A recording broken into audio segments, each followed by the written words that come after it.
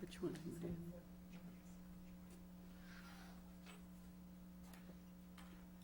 Just said something doesn't add up. Okay. You're not looking at the thing that compares Leominster. No. No, that's all wrong.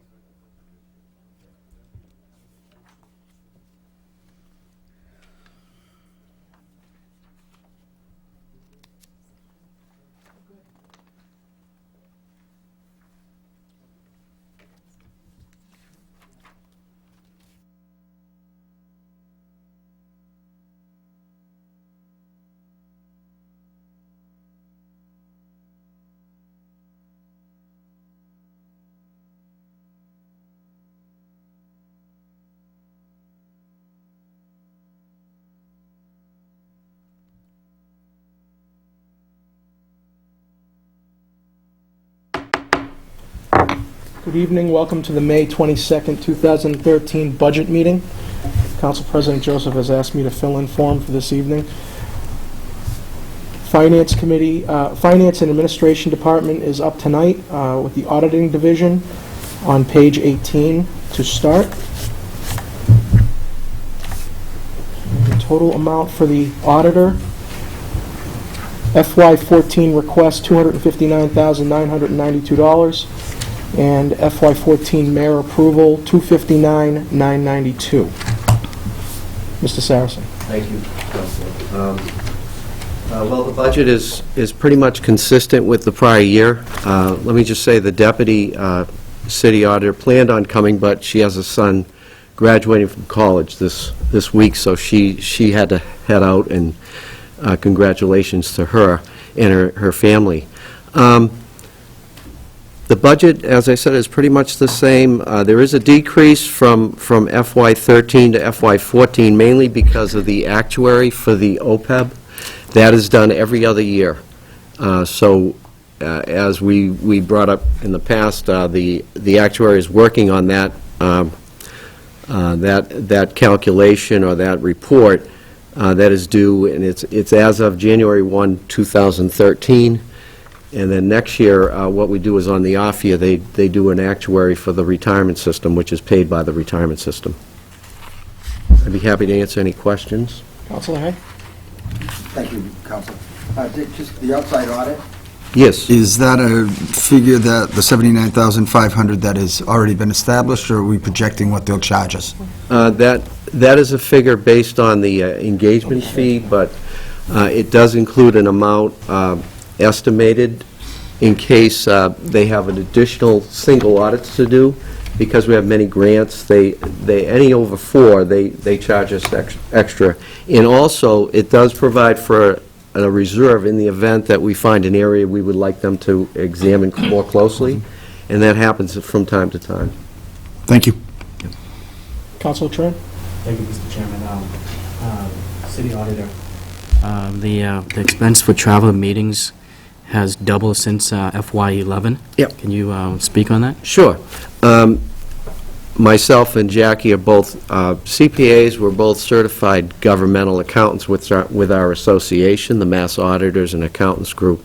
So we both go to there's 3 conferences during the year. There's an annual school, and then there's a fall and a spring conference that we usually attend. And those get counted towards our CPE credits. So I find it, not only that is important for myself, but also for her to keep networking with our fellow members in the other communities. It's mainly for that. Okay. Okay? Thank you. Counselor Hay? The personal services... The increases, Dick, those negotiated?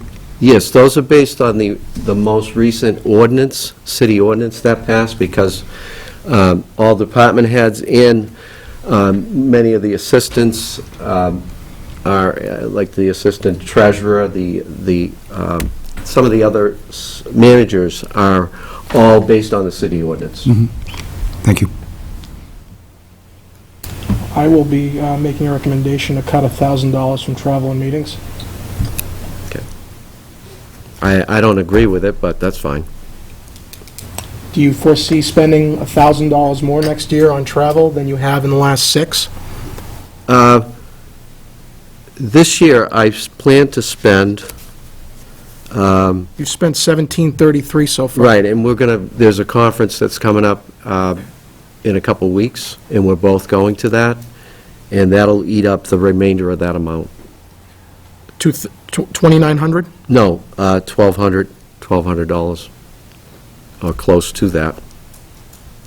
So if it were cut 1,000 next year, you wouldn't be able to do the most necessary travel that you have to do? One of us wouldn't. Considering that your budget over the last 5 years has returned $13,000 on average, I'm pretty sure you can absorb a $1,000 cut. So I'd like to keep that as a recommendation. Thank you. Any other questions? Seeing none, we'll move on to employee benefits, page 51. Total employee benefits requested, $24,725,000. Mayoral approval, $24,360. $24,360,000, sorry. I wish it was $24,000, but it's not. Mr. Saracen? Yeah, this is the tough page that we're all agonizing over, mainly because of the pension and the health insurance. The pension went up quite a bit this year, $700,000 based on the most recent actuary. That's pretty much a fixed amount. The health insurance, that is based on the most recent numbers provided to the treasurer and myself. We both are involved with that, but the treasurer working with Cook and Company, our advisor, and based on the population, they estimate it to be 13.1. And the other accounts are pretty much in order. Last minute, just so you know, police and fire medical, this year, we're actually going to spend more than what I projected, and I know for police, there were more expenses, and I'll be in for another $10,000 just as a buffer.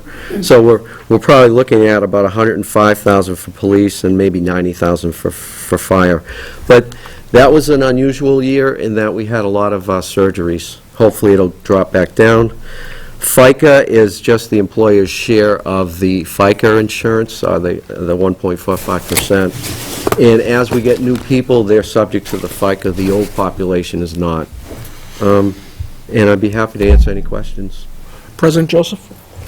The past 6 years or so, there's been less employees in the city. Is that correct? I mean, we've had, every department has been reduced. Library was reduced, fire, police, everybody's been reduced in numbers. When does that actually turn around to benefit us with our pensions? I mean, at what point does it take into account that we have less people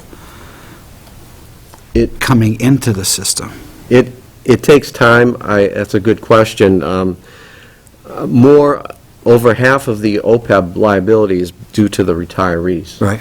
So we have an old population, and it's going to take time for that population to go away, and the newer, the smaller group of people to be entering that age and getting those benefits. So we have a large population that are retired. And it's just the mortality rates, people are living longer, and they're getting better health care. So those two, they're good things, but they're expensive.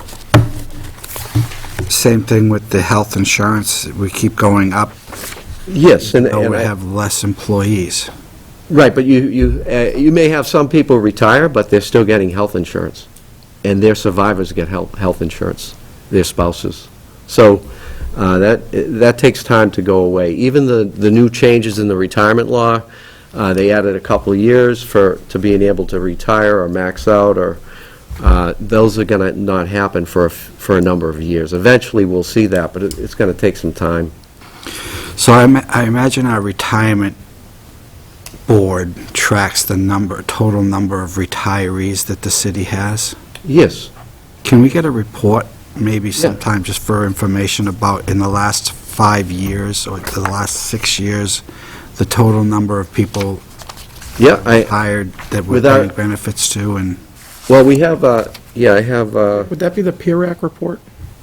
that is the report that we provide to, via a letter now, but we have an annual statement that does show the number of people in the city's retirement. There's also the state teachers, for any of the teachers. The teachers and the professionals in the education field, we do not pay their pension, the state pays their pension, however, we have to pay their health insurance. So it is important to get both, and I could provide that. thank you. Counselor Hay? Thank you. Dick, we're showing 200,000 in unemployment. You requested 300,000, the mayor authorized 275. Why are we anticipating a 33, or 50% increase in unemployment? Yep. Let me back up. The actual amount, I think the projected now looks like it's going to be more like about 120,000 for this year, which is a good thing. The reason why it's going up is because the school department has mentioned laying off up to 30 to 40 paraprofessionals, and that's mainly why we wanted to increase. I did talk to Bob Jokler about it maybe within the past few weeks, and he said he even thought 300,000 may not be enough, but we're trying to see how it goes. So it's mainly because of the schools, and that cost will be passed on through our net school spending. We will include that cost as on our city-related charges. Okay. Second question has to do, sort of a follow-up to what Councilor Joseph was talking about, fewer employees. We have fewer employees, yet workers' compensation continues to grow. How, isn't workers' compensation tied to the number of individuals that they are insuring? We're, not necessarily, it's tied to, we're self-insured for workers' comp, so other than an excess policy. So right now, we pay about $45,000 to $50,000 a year for excess workers' compensation. We are only covered in the event of a catastrophe, a major explosion or something, and this does not cover police and fire. So does this anticipate that we'll have more people go out on injury, or that each injury is more expensive to the city? Because there's got to be a reason for the increase. That isn't the increase. The reason why we're budgeting is we have about 5 or 6 that are on long-term disability, so we're paying their pensions. I'm going to guesstimate it's probably about $180,000 a year for those few people. And we may get other people that may go out on workers' comp. In addition to that, we need money for all the medicals if someone gets injured. And this also includes school people for injuries or medicals. Also, it covers physicals when we hire new people. It's just pretty much the other benefit, and that at year end is usually around this time of year. If we do have extra money, sometimes we use that to try to settle a case. So we may have $40,000 that we could pay someone through a settlement, and then they go away. then we no longer have to pay them into the future. That sometimes helps. Okay. So it gives the attorneys some leeway working through the mayor and depending on the case. Thank you. Counselor Reynolds. Just talking about people living longer, and so we have to pay whatever we've agreed to pay for a longer period of time. Shouldn't there be some mechanism in there, some actuarial table that, what if people get to live to be 150 years? Like, we have tables that say what the increase of living. I think there should be some sort of mechanism to give relief to cities and towns if medicine advances so long that people go on and on forever. Perhaps it's a sum total, or perhaps we offer. It seems like there has to be some modern thinking on that kind of a issue. I think I agree in a way. When you're 100 years old, you may not need your full pension, but what they do is the accounting standards or GAAP, whoever is, I think it's Government Accounting Standards Board, they require us to follow, or actuarial standards require us to follow certain mortality tables. So, for example, it might have been 74, now it's 76 or 78, so that's what we have to use. I understand that, but I'm just thinking if it's something that was unforeseen, what was reasonable at one point, it turns into being unreasonable.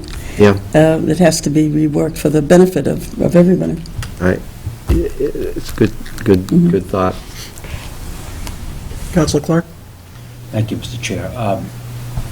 Actually, Counselor Hay mentioned some of the questions that I wanted to do about unemployment, but I am kind of interested to see a pretty good-sized jump from FY14 to FY15 in unemployment, from 275,000 to 400,000. Why are we thinking that something is going to be worse in that budget?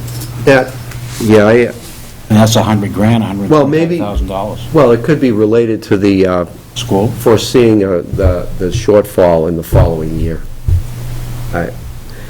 Oh, Pep. Those are mayor's numbers. Right, it may be because there was a major, there could be a $2 million gap, so based on that, there could be an assumption that we may have to lay people off. Okay. There's one number on the next page that I know is not correct on the 15, and I'll get to that. I'm sorry. You said may? You said maybe? Yeah, maybe. Who put those projections together? Which ones, for 15? Any of them? I think people worked with the mayor and... What people? Different individuals.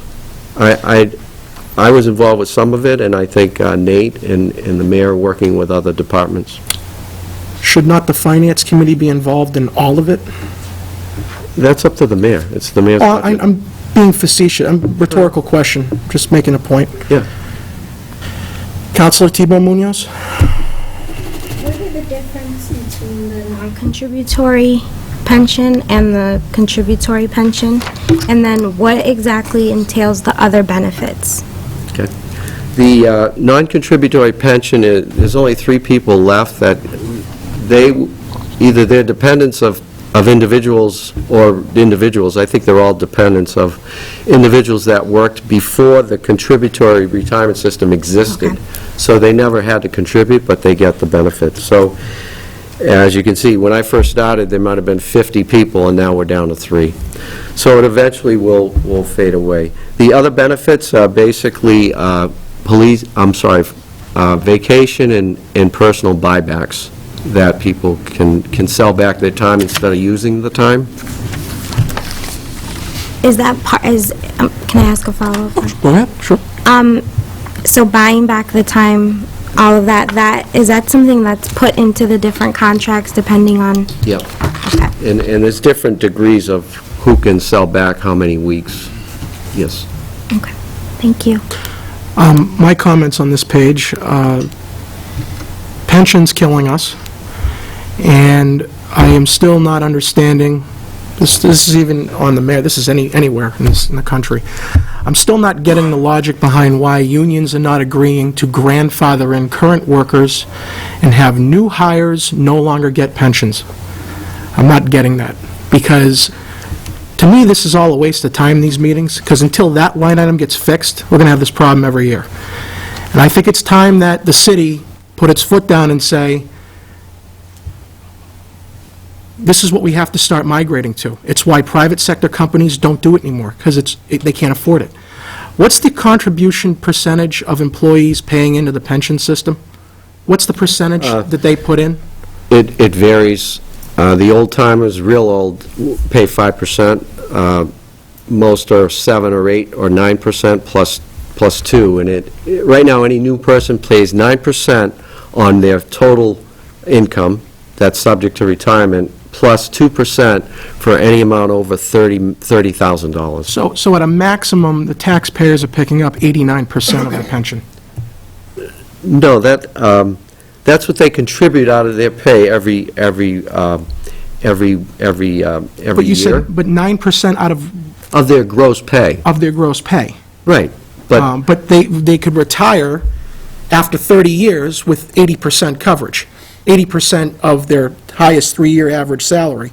but they would have contributed that for 30 years. But So if they 9% only of their live amount. 15, but if they only live 10 or 15 years, in that earned income, in theory, they gotta be a may have mechanism. been close. The actuaries actually say the Group 1 people actually pay for their pensions. It's the Group 4 that's more difficult, but actuaries are a lot different. The way they figure it is a lot different. Pensions need to go. Well, We can't afford them anymore, and I would always be in favor of having it start with new hires, because it's not affecting current employees. I don't know why there's a problem, to be quite honest. Like I said, private sector doesn't do it anymore. What the private sector does is they say, we will give you a higher salary, and you can contribute 10 to 15% into your 401K, and the company will match it, a Right. certain percentage. Why can't municipalities do that? Give everybody in the city a higher salary, 10, 15% higher, have them pay anywhere between 5 and 15% in their retirement fund, have the city pick up, let's say, half of what the employee puts in, that's free money for the employee, and that's the end of it, because the reality is, people hear the word 401K and they hide under the desk, but that's why companies are doing it. This is why I guess I don't feel so bad when these things happen, because the structure we all have here is not sustainable, and it hasn't been for God knows how long. So that's just my opinion on it, but there's a reason why they're all migrating out of it. And there's a reason why they are doing well and municipalities are doing poorly. All right? We talk about pension being the biggest problem. There's the problem. So this isn't really directed at you. It's a general comment about where we're going here, because we're just kicking the can down the road, and eventually it needs to get to a point where there's a foot put down saying, either have it for new hires or we're not going to negotiate anymore, because this is ridiculous. We are part of the state system, so the state would probably have to take the lead with that type of change. And let me just say, it's the regular retirement that is not as painful to the retirement system as is the disabilities. Those, people could go out at age 30. Those I can understand. But those are if someone goes out at age 30, you're paying dearly for But many years, and someone got hurt. If it's because of the service they're doing for the city, I can understand that. That's one scenario, but I understand the state has some involved in this, and my comments are definitely directed at them as well. Right. But if it were negotiated, I don't see why the state would have a problem with that if collective bargaining allowed that to happen. Yeah, I don't know. I know that would set a precedent for everybody else, but Yeah. I'm just throwing ideas out there that I think are common sense for the times, but not for public entities yet, I guess. I have 4 cut recommendations, $15,000 out of workers' comp, $100,000 out of health insurance, $10,000 out of life insurance, $25,000 out of FICA, and $20,000 out of other benefits. And my question on health insurance, and I'll send this out. Oh, okay. My question on the health insurance is, we have a firm assess what the health care costs are going to be. Right, based on the population and the rates. Over the last 6 years, on average, we've returned $900,000 from that account. Is there a reason why the assessed value is always a lot higher than what happens? It is conservative. This year, I think we'll get at least $150,000 back. Right now, the budget is $12.7, but it can be a little tricky because in June, you have your new rates, and they are going up, but also you have the balloon payment for the teachers, and that is like another payroll and a half that depending on how many get that payroll at that time, it will affect how much is charged to that account. So we are conservative, and we watch it closely. And it's a big number. You could easily be off 100,000, and it's a small percent. So you want to make sure you have a buffer. My only point is, we've never been off. Thank God. We don't want to be coming back I'll tell you, at July if- 4th looking for 200,000. My so. methodology is, we haven't been off in 10 years, so if next year is the blip in the screen, I'll take the hit for that, but Okay. Any other questions for the auditor on employee benefits? Seeing none, we'll move on to page 52, miscellaneous expenses. Requested amount, $1,150,400. Mayoral approval, $1,103,096. Mr. Saracen. Yep. These are pretty much standard. A couple highlights. General insurance has gone up $20,000, but it's very tight. You would have, if you had seen the insurance commission minutes, you could see that we still have a good deal working with Maya.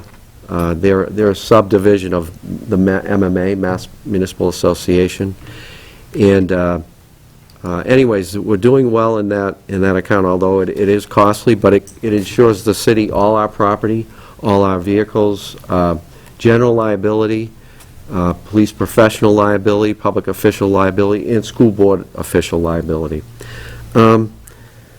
The one thing that the council instituted last year, and it's detailed this year, is the Johnny Appleseed.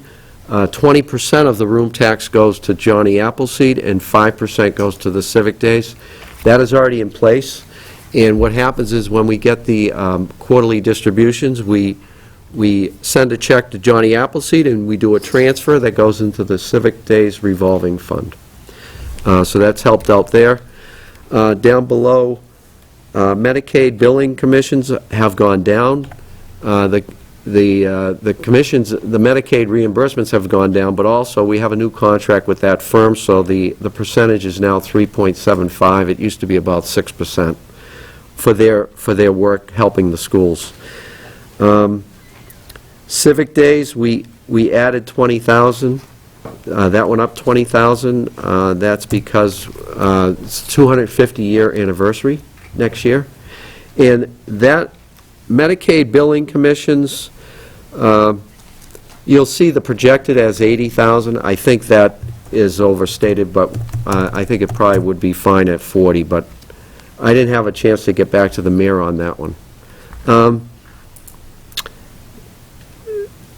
And then that's about it. And I'll take any questions. Council Reynolds? Oh, I apologize. Mayor?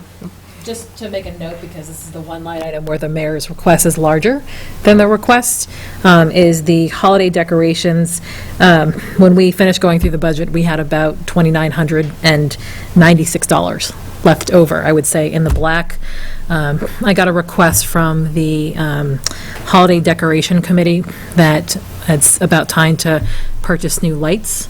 So I figured that might be one of the places that we would consider putting that in. The request was actually for greater than the $7,000, but I think that the additional $3 would be enough to do some significant work downtown.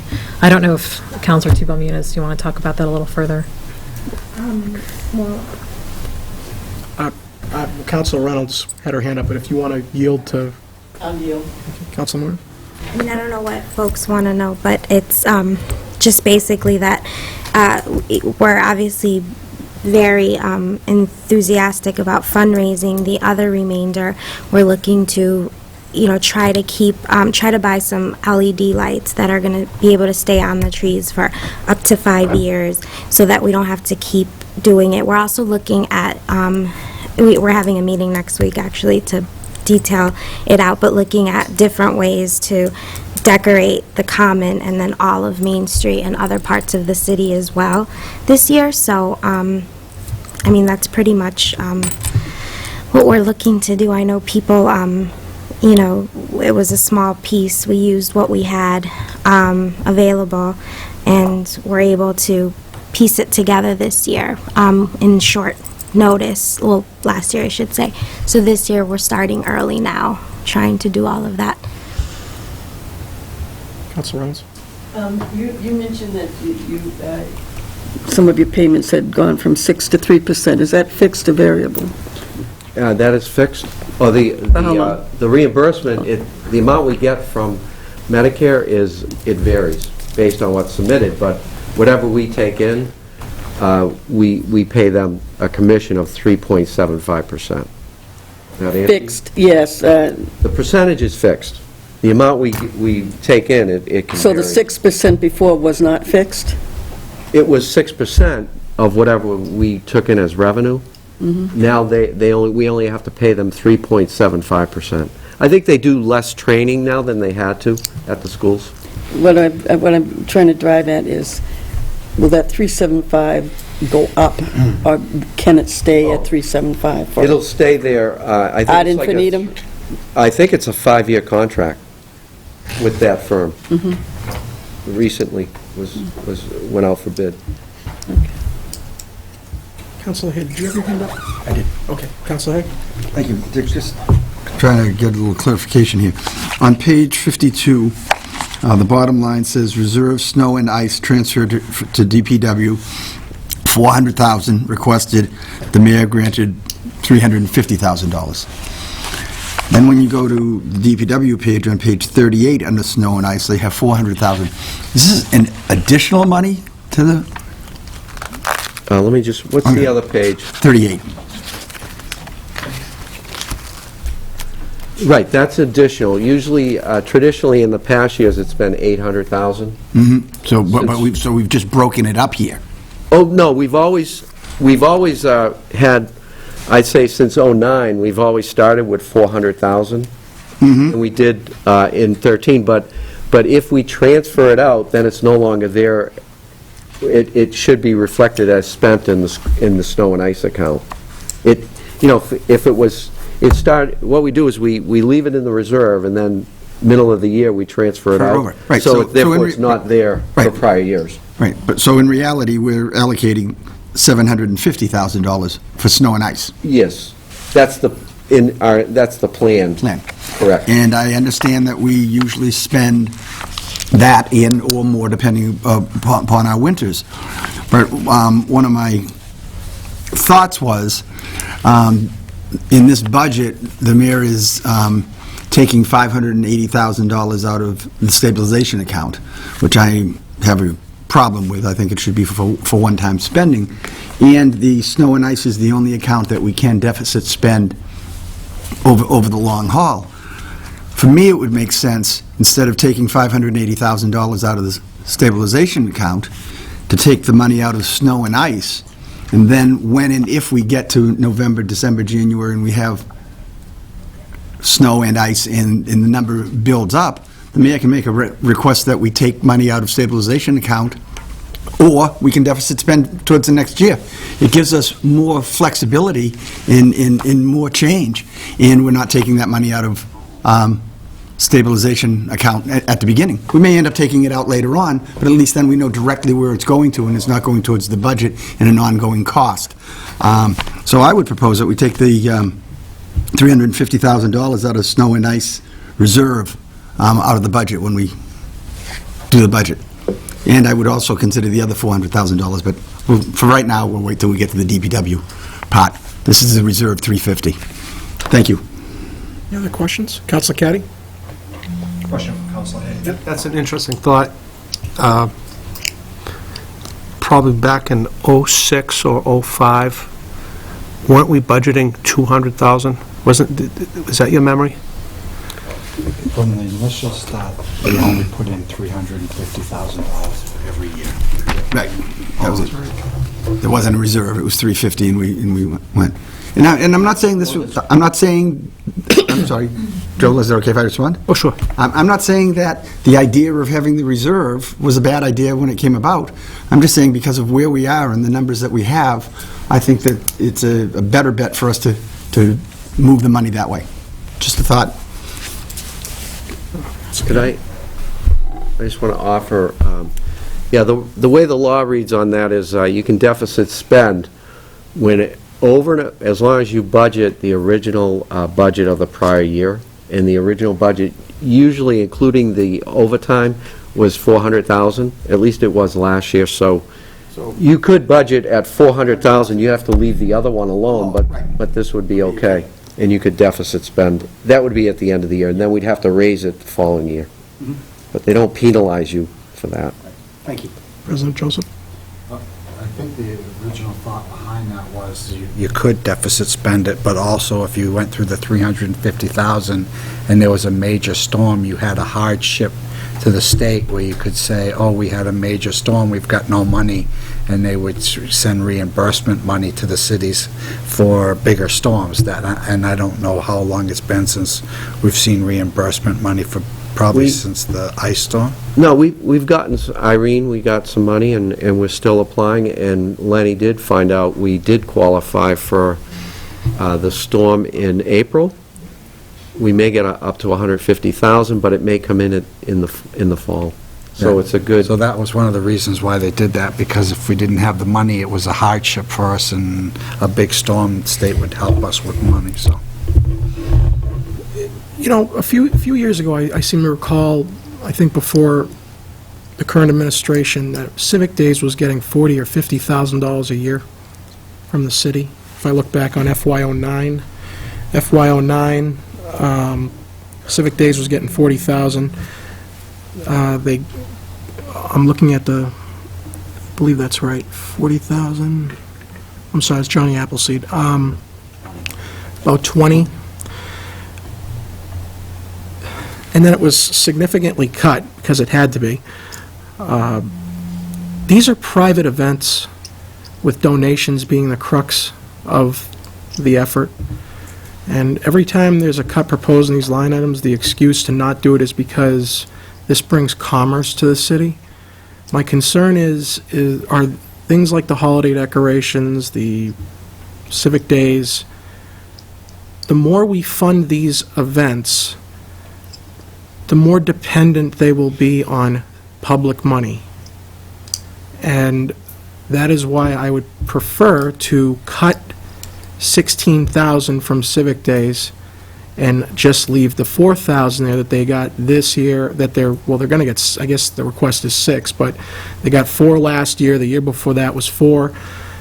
Not because I want to punish Civic Days or affect it in any way, but I guess it's because I have the utmost confidence and ability in those running it, who are fantastic public servants for the city that do a lot of hard work, who have made it a tremendous success in the past without that money. It's hard for me to increase all of these items when things like public safety is taking one on the chin. So that's one of my recommendations. The other recommendation I have is to cut 2696 from holiday decorations and leave the 4,000 that was in there for this year. And I believe, well, there'll be a request probably, but I guess what I'm saying is I don't want to increase it above and beyond what has already been given, because I feel like we're going to get into a state of complacency where we'll keep increasing or it'll go up, and then we'll have to do what we did 5 years ago. So I'd like to leave it up to private donations to fund these events. Thank you. Mayor? These are all volunteers, and one of the issues is that when we're talking about who's raising the money, it's essentially my office. It's myself. There's been a new ruling that I can't do that anymore. So we are facing an issue. I mean, we have volunteers who are out there in the middle of the street with, donation, with the buckets, doing donations. We're doing pasta suppers. Those are bringing in, a couple hundred at a time. The duck, something like the duck might bring in a couple thousand at a time. But I'm just saying, it's going to be fairly difficult moving forward. So I would say before you do cut this, I would maybe talk to the volunteers to see how they can do and how they can fare, because I've had to step out of it. As mayor, I can't call on people who do business with the city in that way. Let me just add to what I said earlier, because I left out something important. We usually fund these things for free cash at the end of the year, when we know with a little bit of degree of certainty that what we're going to end up at. I would prefer getting this off the budget. I mean, it's not like the pool issue for me where I said that should be in the budget. This is more a fundraising effort where we can have a full year to see how these individuals are doing with fundraising, then make a request to the administration for money if there's going to be a deficit, however large, however small, and we can assess at that time, when we take care of everything else the city has needs for, if we can fund it through a council vote, through an appropriation out of available funds, like we've been doing for the last several years. That was the real crux of my recommendation for these cuts, is if in the April-May timeframe in FY14, there's a few $100,000 left in the city coffer for available funds, and these organizations are not meeting their forecast, then we can help them out. But I'd like to see how that goes, and then take it a year-by-year approach, and get to that point like we've been doing for the last few years. I think it's a good approach for these two things that are privately funded events for the most part. Let's see how that runs first. And I'm pretty confident we'll have $18,000, $20,000 by the end of each fiscal year. We could probably apply this to that, and everyone will be happy, but I don't really want to use it in the baseline of the budget. President Joseph? Kind of sat over here, so I wouldn't speak so much tonight. It's very clear and evident that the pressure that's on the Civic Days Committee is building year after year. I mean, the committee has meetings where they're at each other's throats because the pressure is so high to deliver a quality product with no funds. They are trying their hardest. They go out to, they can't just always approach Rollstone Bank or Workers Credit Union or all of these, the Ansons. These numbers dry up. And it's just like us in here where we try to do a scholarship fund and try and get outside people to donate. It's very difficult to go outside your comfort zone and go to a bank and say, can I have $2,000? Can I have $4,000? And have them say no. Because that's kind of what's happened recently. So all the pressure is on them to deliver a quality product with less money, and they get to a point, we can't do a fireworks show. What's a Civic Days without a fireworks show? They can't plan entertainment if they don't have any money confirmed that they can pay entertainment.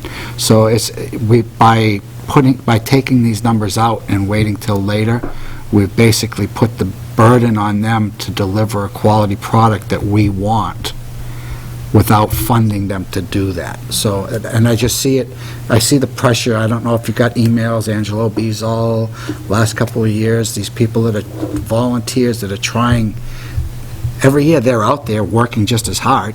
On Civic Days, you see them, and they've tried to put together a quality product for us, but we, I think, as a city, kind of let them down by not funding it. A, because we haven't had the money, and B, because it's our last priority. Well, to these people, it's a big priority to make the city shine. And I think we need to show them the support that they need to make the city shine. I believe we have shown that support. through the process we've been going through the last 3 years. I don't recall ever telling the committee that if, in the event that they can't raise the money, that we won't help them.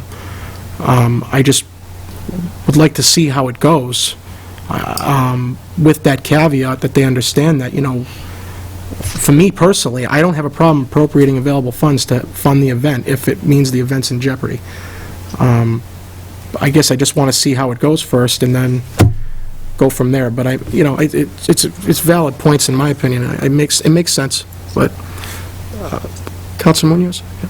So I appreciate that you said that, and I know that your overall goal is to really look at what we can cut, what we can live with, to be able to live within our means. But I just want to say that these are not events that are outside of the city. These are city-sponsored events that we provide for the city, for our residents, to celebrate our Independence Day, to celebrate the holidays, to make people feel good about living in the city, to show that we have pride in our city.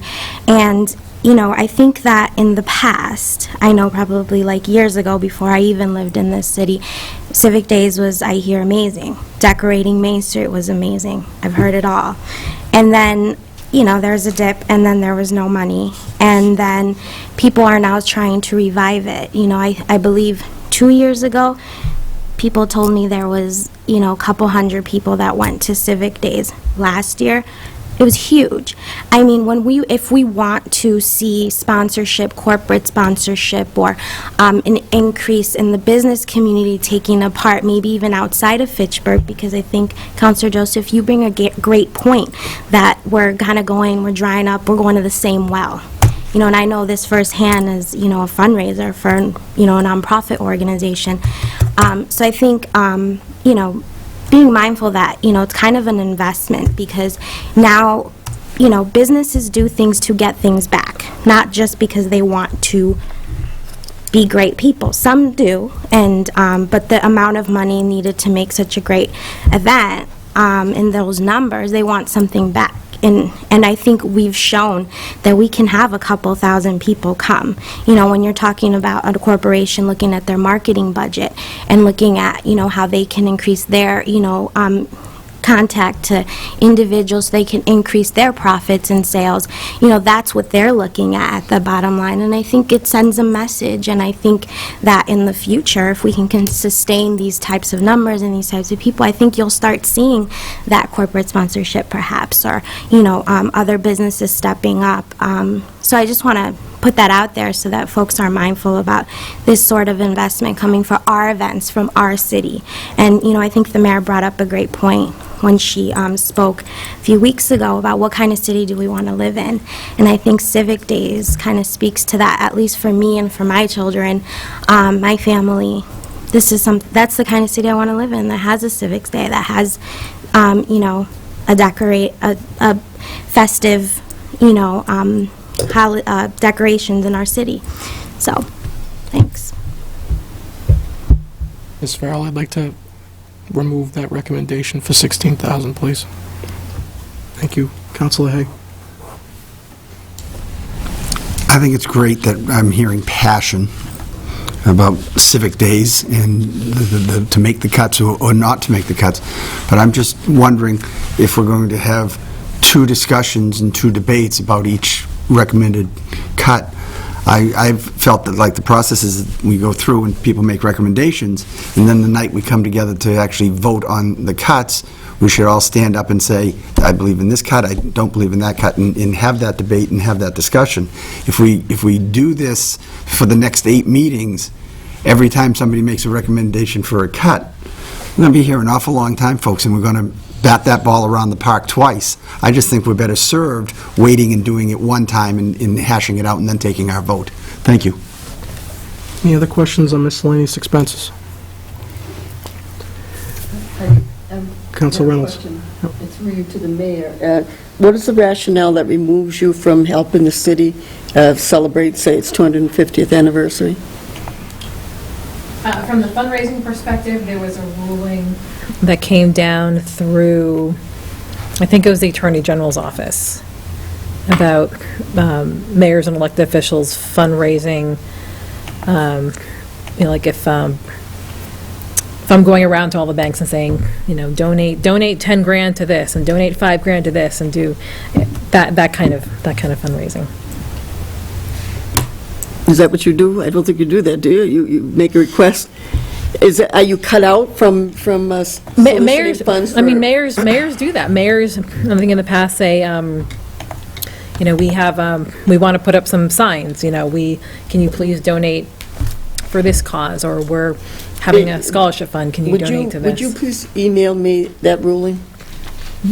I'd like to read it. Thank you.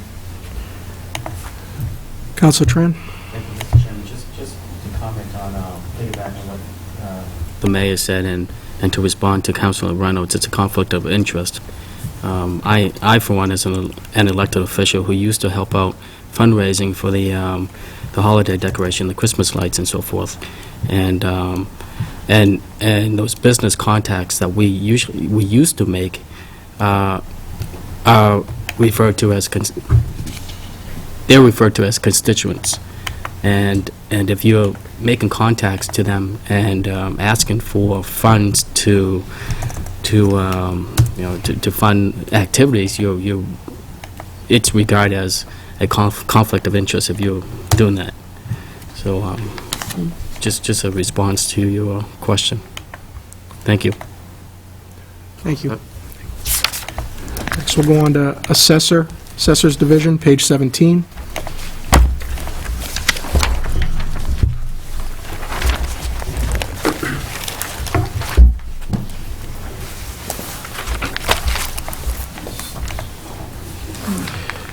Second, everybody. My file.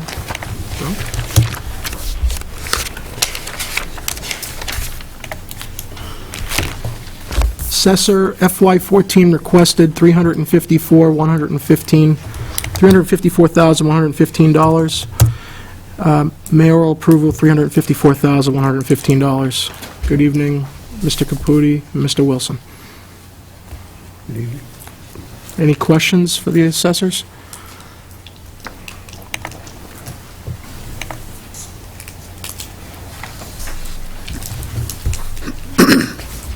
Councilor Hay? The stipend for head clerk, is that negotiated? Yes, union, she's in the union, clerk's union. Thank you. Oh, the stipend? Stipend. No, that's because she's the third assessor. Okay. The first two assessors don't get a stipend. Salary. It's part of your salary. Thank you. Councilor Reynolds? Could you explain to me the clothing allowance for the assessors? One of the assessors is in the union, and that's a negotiated item.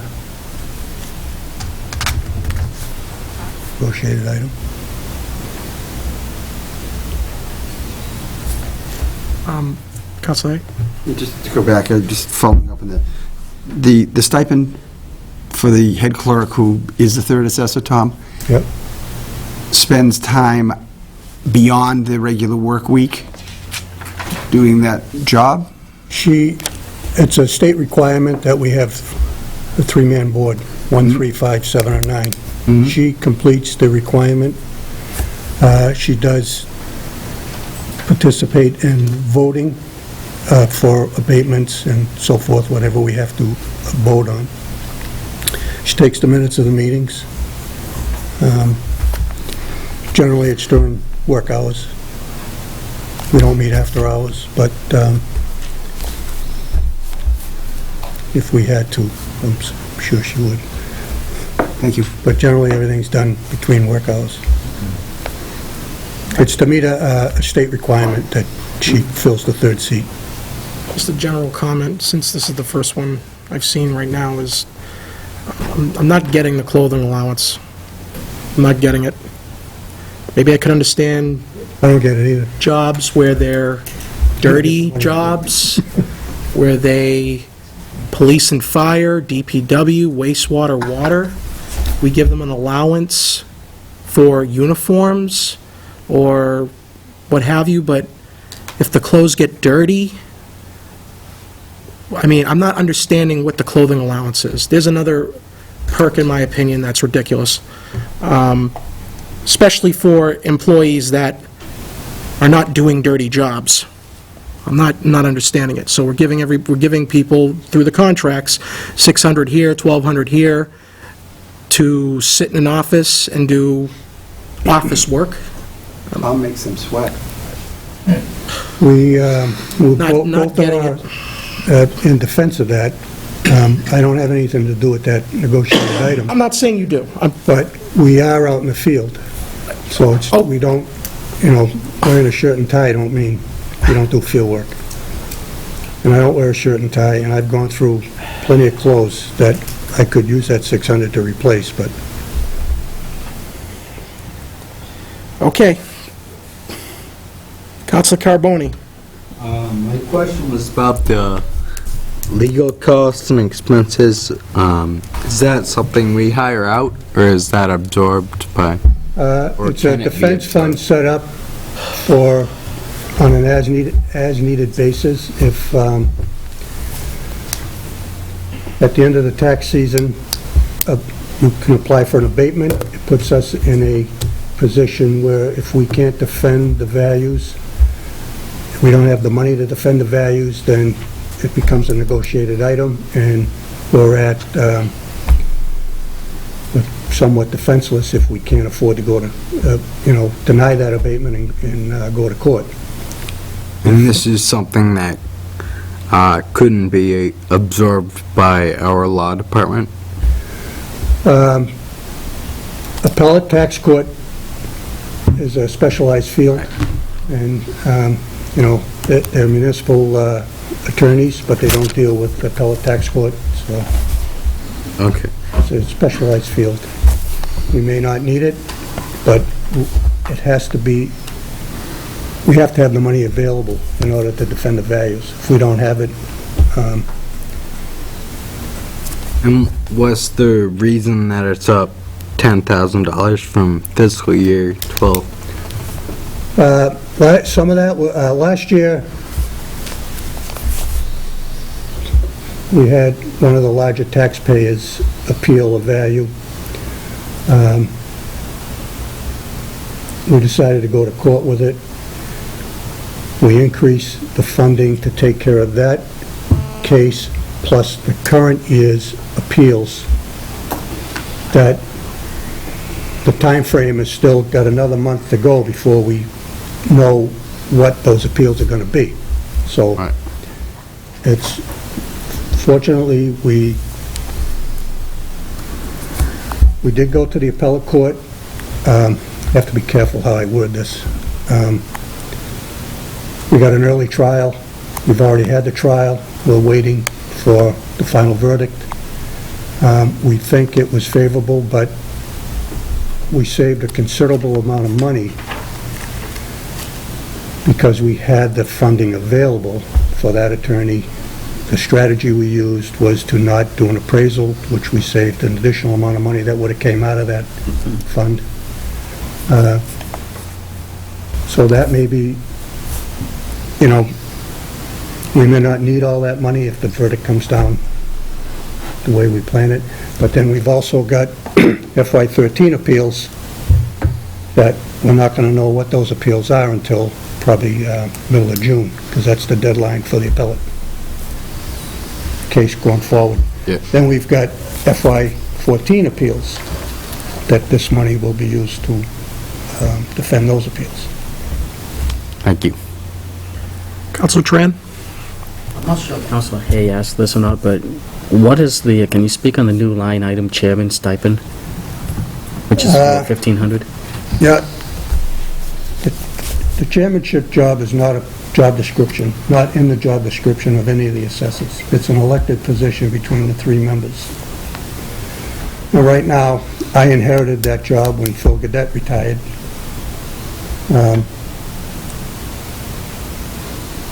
It's an added responsibility that I don't get paid for. There's no incentive for anybody else to run for it.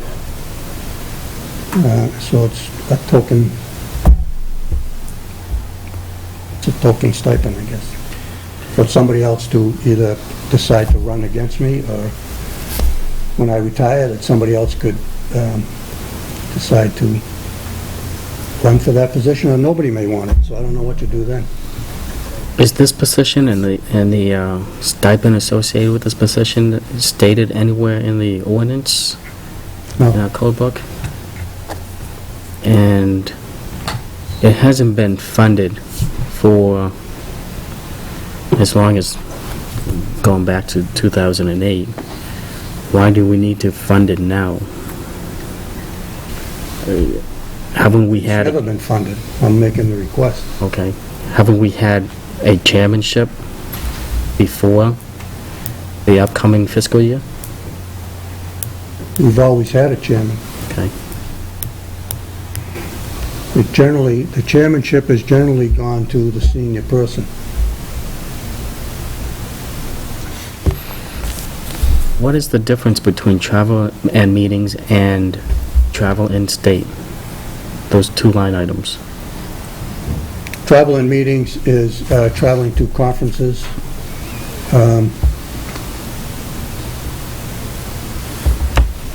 county association meetings.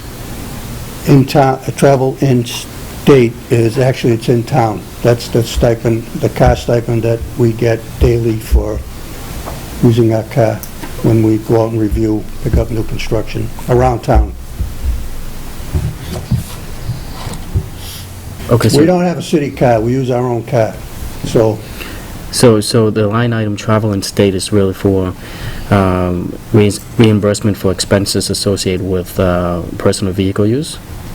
personal vehicle use, going to conferences, schooling. Okay. It's personal, it's mileage for personal use on both ends, traveling out of town and traveling in town, doing assessments, building permits. So maybe that line item should be changed so it can be clear in terms of what it's supposed to be funding. Because to me, if I'm looking at those two line items, travel and meetings and travel in state, I think one year we did change it, but somehow it got back to the way it was stated in the past. But I think a couple of years ago, we changed it to in-town travel, or it was a different phrase. Somehow it ended up back travel in state. that's true. But in-state is actually In the city. in the city. Okay, thank you. Council Tebow Munoz. I actually had all of my questions answered, so thank you. President Joseph. Councilor Hay. All the increases in the personal services negotiated? Yes. Thank you. Councilor Reynolds. When you say 3,600 for in-town travel, is that split amongst the three of you? Yes. What do? Keep track of your mileage personally? It's a daily rate. What is the You daily use your rate? car, I think it's $8. A day? The 3,000 for travel and meetings, I do know that there's a trend outside of city government to not go to meetings because they're too expensive to do it via modern communication. Is that trend also working or developing in city conferences? Actually, that's one of the reasons why we haven't spent that much this year on that, because last year was a reval year, we just didn't have time to go to any of the conferences, but there's accreditation involved here. That also includes the cost of the conference or the cost of the daily conferences or the school. But we need to get certified every year, or every 2 years, so you get credits for going to the school or the conference. So there's no way to avoid it and not get the credits. Is that also shared between three people? Are all three people certified every year or every 2 years? The third assessor does not have to get certified credits, but we're certified accredited assessors, so we need to get accredited 30 hours credit. What is the actual cost per credit? It's not usually, what is the actual cost of whatever is required? Daily conference may cost $45. But that's not $3,000. Well, we need to go to more than one to get the 30 hours credits. But don't, okay, enough. I have 3 recommendations: $7,500 out of data collector part-time, $1,500 out of travel and meetings, and $1,600 out of travel and state. I'm just going to let you know that if we don't go out and pick up new construction if I don't have the money to put gas in the car. Just as a point of note, this, average spend in the last 7 years in travel and meetings, $580. Average spend in the last 7 years in travel and state, $1,600. Data part-time collector, average expenditure over the last 7 years, $4,000. The data collector is a requirement mandated by the state to visit every property every so many years. I can't find anybody to take the job. So once again, if the money's not there, I can't hire anybody. So, you decide how you want to meet the state mandates and whether you want to do no inspections, no growth. Any other questions for the assessor? Seeing none, we'll move, thank you, gentlemen. Seeing none, we'll move on to information technology.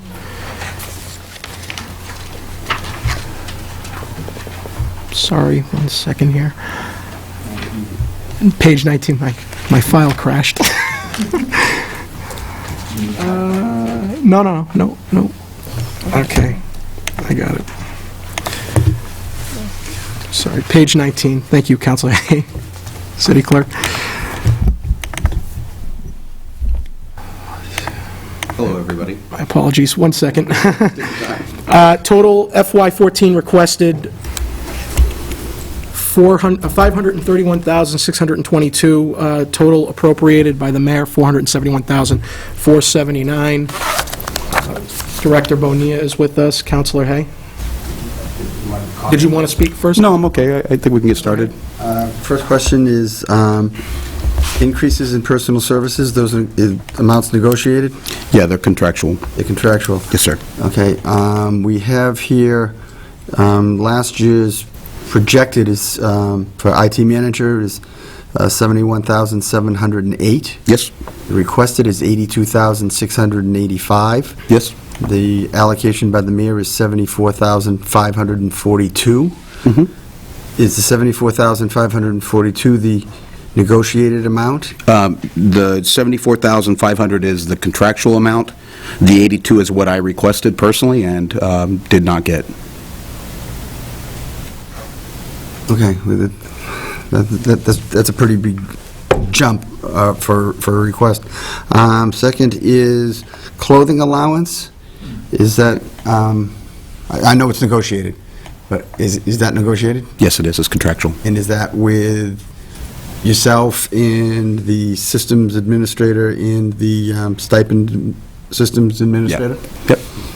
Mm-hmm. We get down to the services here. We have support city computers. 2012 was $19,194. Projected for 13 is $89,000. Request for 14 is $40,000, which was granted. There's a little discrepancy there. Yeah, I'm sorry. I lost you. Oh, on the data, on the computer city support, yeah. Those were the increases on the office upgrade and on the tablets last year. That was just added to that line item. That's why it shows larger. Okay. The actual number on that account is $40,000. It has been since almost the beginning of this department. Okay. So that 89 is just a one-line jump on that one-time cost last year. And I wanted to also point out that both those numbers were not the cost of either one of those. those are what I came for because I took the rest out of my budget. I try to always use as much of my budget as I can before I come to you guys, so. Thank you, appreciate that. Cheers. Up above that, internet access citywide Yep.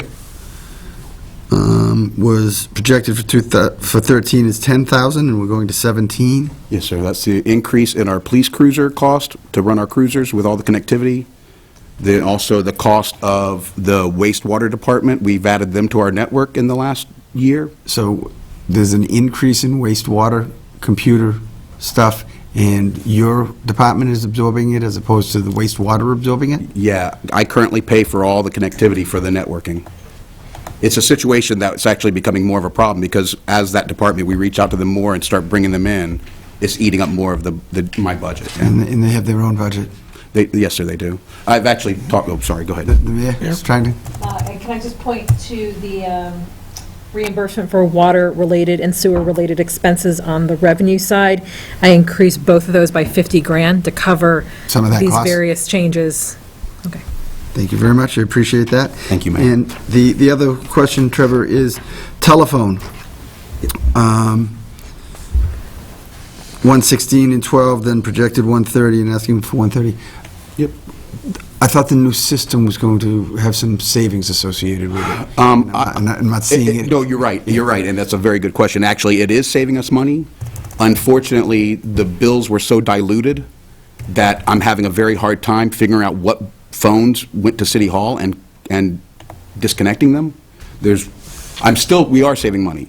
Some of that added cost is all my additional cell phones, by the way. I should make that clear. We've added a number of cell phones and smartphones to the environment that we did not have before. So there's just been a change in where I'm spending the money. But I hope that in the next year I can really try to tackle some of our Verizon bills that we cannot understand where they are. There's a lot of numbers out there that are still ringing that I don't know where they are. But I can't cancel them. I can't go through and just cancel the entire bill because they've been dispersed throughout the entire city for 30 years or 40 years. Why don't you just cancel the whole thing and the people who... Well, No. If you cancel it, then the people who are affected by it will let you know, and those are the good numbers, and all the other ones you can disregard. Well, because there's school departments, there are alarm systems, there are elevators, they're all over the place. It's an amazing bill. And we are currently, well, I don't want to assume that we're not doing it. Yeah. We have canceled a bunch, but there's a lot still to do. Okay. Thank you. Cheers. Councilor Thibault Munoz? So you said in the telephone there's cell phones associated with that. Do you have any figures about how many people have cell phones and what level of I'm sorry, I didn't bring the numbers. administration? No. I would imagine we have upwards of 70 or 80 cell phones. Easily. Sorry, is it mostly department heads? No, it's all across the board. Anybody who's on call, the fire department who used to have pagers that were beeped now have cell phones. It's everywhere. Okay. It's everywhere. Telephone, so far we've spent through May 17th, $90,000. Yep. With a projection, if you go by the spend rate, to 102. Last year, we spent 116. The year prior to that, we spent 125. So the costs have gone down over the last 3 years. Why then are you getting 130 again? Because, as you can see by my budget, right now, my contracted services is reading negative 18,000, and in fact, it's actually negative 33,000. Why is We could that? adjust that budget and make it a correct number for you. We just haven't had the Why is your contracted services going up? because my contracted services always goes up 8% for software a year, and we've added so many options, so many software packages, so many data connection items to our budget this year that it's up there. I still have a $15,000 bill coming to that account at $18,000. Now, I could just pay that out of telephone and hide that, but I want to keep it clear that those are contracted services, and that's what I'm paying. So it's actually a negative $33,000 on contracted services this year, before the end of this year. And cruiser data service, Yes, $800 so far this year. right. Why? Same issue. I'm robbing Peter to pay Paul in a sense.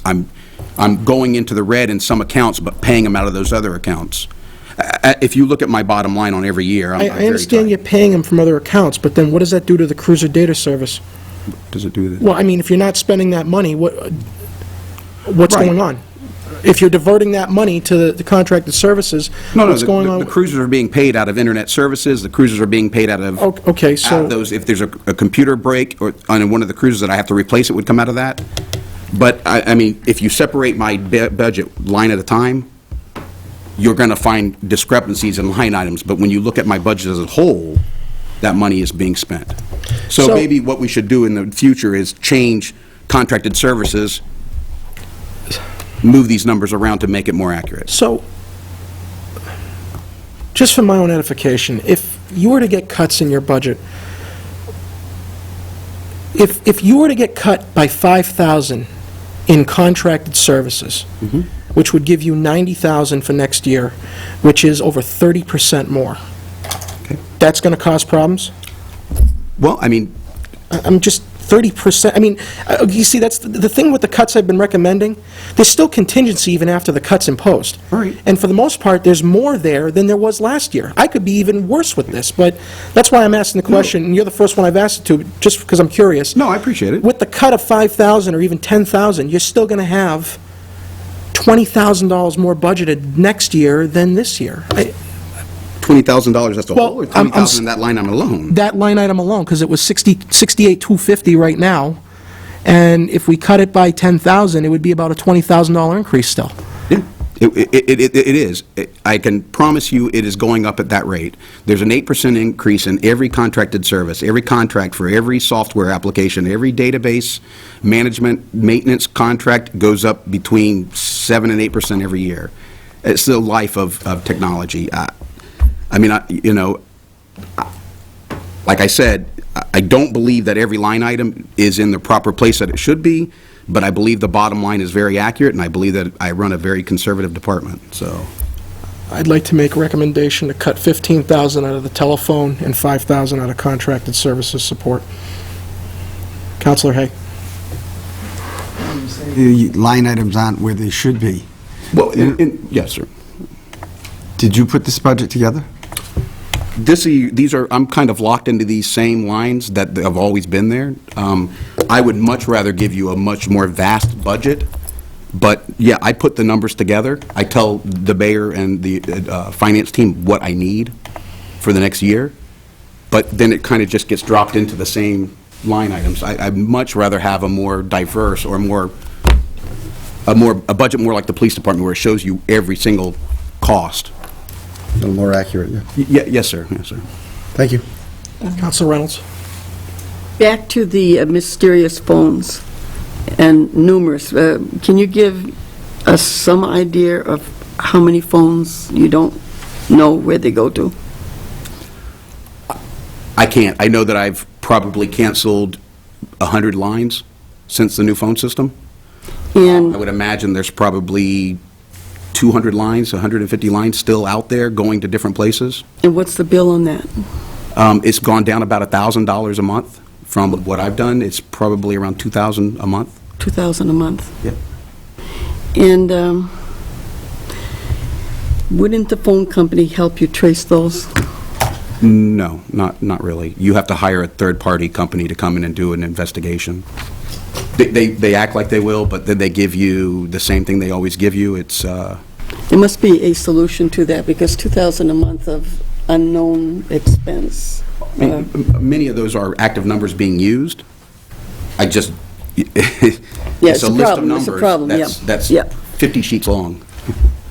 Counselor Reynolds asked some good questions. Where is there a sense of urgency in getting that, like, immediately taken care of? Yeah. I mean, we've been chipping away with it as we can. I mean, it's not on my front burner as, I mean, we're trying to run a department that's maintaining a lot of different departments, keeping networks up and running computers for a lot of different people with two and a half people. So it is something that we work on. It's a call that I make. It's stuff I go through when I can. Usually every time I get the bill, I get frustrated and start going through it, but I don't have any clerical or anything like that that would normally do that kind of...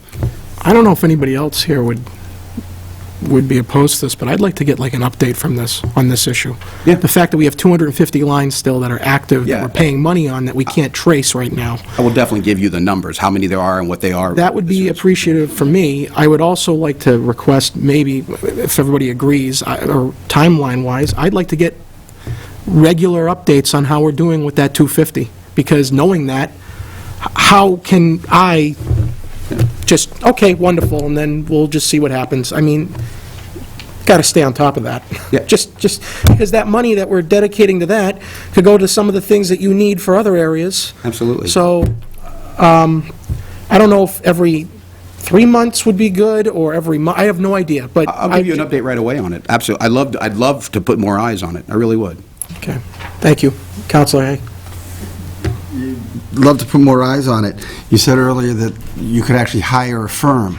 Yeah. Okay, if we're bleeding at $2,000 a month, that's $24,000 a year. What would be an estimate that it would cost to hire somebody to come in to fix this thing? And if they're going to charge us $40,000, but they're going to fix it in 2 months, that means, you know, we save $20,000 this year and we save $24,000 next year. Cost-benefit analysis would say, go ahead and do it. Right, typically what they do is they'll take half of whatever savings they find. I went through that a year ago, right before I bought the phone system, to try to get that all in order, and it's not as it seems. They'll every time you make a change to a Verizon bill, taxes are added. No matter what, even though we're tax exempt, they'll add the taxes to anything they touch. Oh, sorry, we didn't mean to.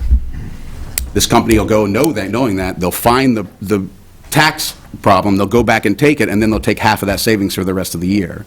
It's a bit of a treacherous road when you get into these consultants. If we could just pay somebody independently to do that work, it might be something we could do. But typically, when you run into these consultants, and I have gone through that, it's we'll take half of whatever we find. Don't worry, it doesn't cost you anything. And that's really not the case. But we have done that. And I want to be clear, I don't know how many numbers are still rogue numbers out there. It might be 20, it might be 50, I don't know. It's just such an unknown that we're still battling it. So I just want to be clear, I'll be glad to be transparent on the phone lines, but I just don't know where the savings are or what they are. College, good too. Thank you. Okay, Counselor Tran? Mr. Chairman, including, as part of your request, I'd like to know the mechanism that's being used to track wireless devices, i.e. telephone, cell phones. You mentioned that we have somewhere in the vicinity of 60 to 80-something cell phones out there. I do have that is in good shape. That is something we're managing well, the cell phones. Okay. And you do have a spreadsheet that would tell us who has what cell phone or what departments the cell phones are located in? Yes, sir. Okay, and do you know the costs that associated with all the cell phones we're paying for? Yeah, we do pretty well with standard flip phones. The smartphones are obviously more money, just like any other phone. And then depending on how much they're using or how they change their use every month, there could be 1 month that they don't do any texting, everything looks good, and the next month they've done 200 texts, and now there's a $20 cost to it. But we track all of that. Okay. We make sure that we're covering our bases. The cell phones are in very, very good shape. If you can provide some of those data to us. Thank you. I mean, depending on what you want, I mean, I could give you all the numbers and give you the cost and everything like that without a problem. Okay. Counselor Hay? This question on cell phones got me thinking about the cell phones and the computers and the tablets and whatever else you guys supply. Who makes the determination as to who gets what? Who makes the determination? The department head would recommend it, and then the department head and I or the mayor would make those decisions. Okay. So if the department head makes a request and doesn't get it, they just live without it? Yeah, I would have guessed so. I mean, if the department head makes a recommendation or asks for a phone, and we have a conversation, and we decide that it's probably not something they really need, we could find a better solution for them, then we'll do that. Okay, so you're determining whether there's a better solution for them? No, the department head and I and the mayor. Well, the department head wants the phone or wants the tablet. Right. Well, department heads want a lot of things that aren't necessarily a good decision. I'm just trying to figure out who makes the decisions thank you. Any other questions for IT? Seeing none, thank you, Mr. Bonilla. We'll move on to Thank you. purchasing. Purchasing, page 21. Total amount requested for FY14, $240,644. Mayoral allotment, $240,644. Treasurer Doheny and purchasing agent Wilson. Good evening. Good evening, councilors. Would you like to make any statements prior to this? Nancy Wilson is the purchasing department head. Counselor Hay? Temporary clerical, $6,000. Right. That's something new. It is. I'll talk a little bit, and if Nancy wants to follow up, she can, on that particular item. In the past, we've had staffing issues in that department due to either illness. Normally, it's been illness in the past. We've used contracted services to utilize that source. We're not sure if that's going to be available to us going forward. And therefore, we would like a little bit of money in that account because it's time sensitive to get somebody in there to do the clerical work. The stuff with procurement is very time sensitive. If we were to try to come back to council to get funding in place in order to fill a clerical position just for a temporary basis while somebody's out, it could take several weeks in order to get that done. If we were to do that, the delay could cause the city additional charges and fees, especially with all the wastewater projects that we have going on and with all the school stuff that's going on. Following up on that is that, in 2010, there were 2 positions. In 2011, they added another position, the assistant purchasing agent, and now we're adding a temporary clerical when we already have a clerical. And following up on that, Brian, you mentioned a lot of work that you do for wastewater. That's correct, and part of that is charged back to wastewater through the city funds. Part of my time, part of Nancy's time, part of Dick's time, a percentage of our time is charged back to those enterprise funds. So we do get that back already? That is correct. Thank you. You're welcome. Okay. President Joseph? I know this doesn't go back far enough to look at the history that I'm looking at, but prior to the assistant purchasing agent disappearing, there was no clerical. And then we picked up the clerical because we got rid of the assistant purchasing agent. And now we have an assistant purchasing agent and a clerical. Sure. Go ahead. There was 2 at one time. There was clerical and an assistant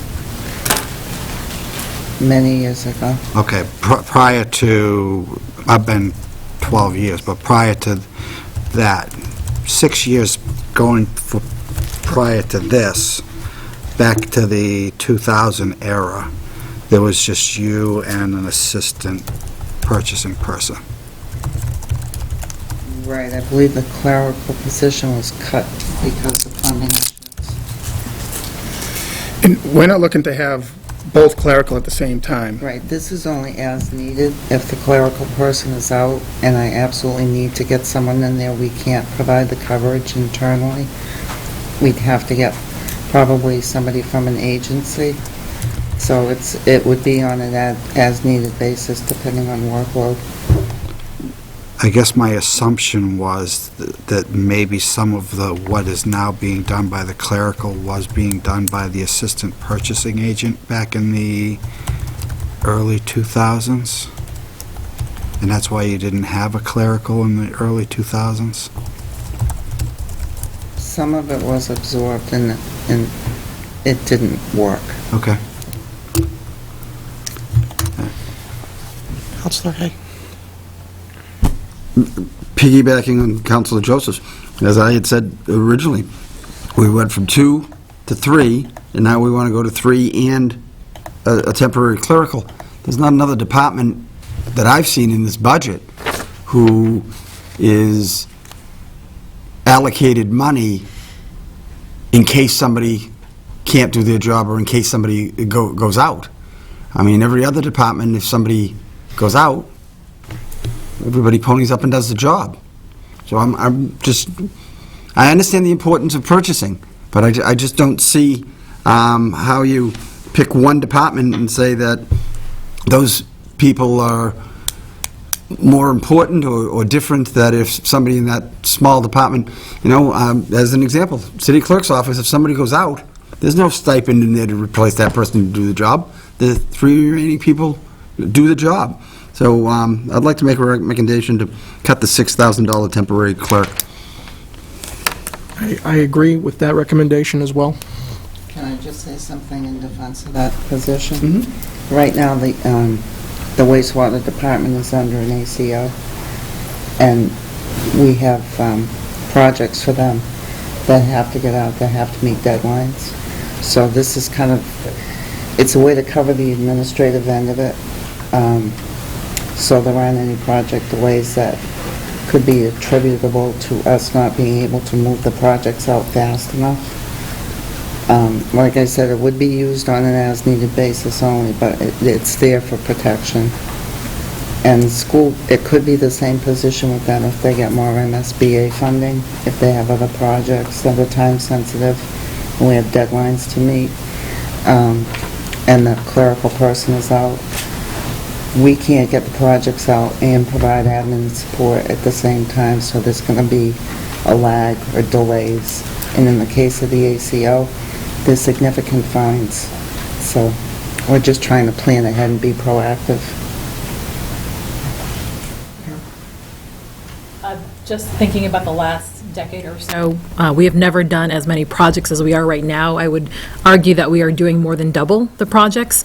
The majority of those are actually in school and both the enterprises.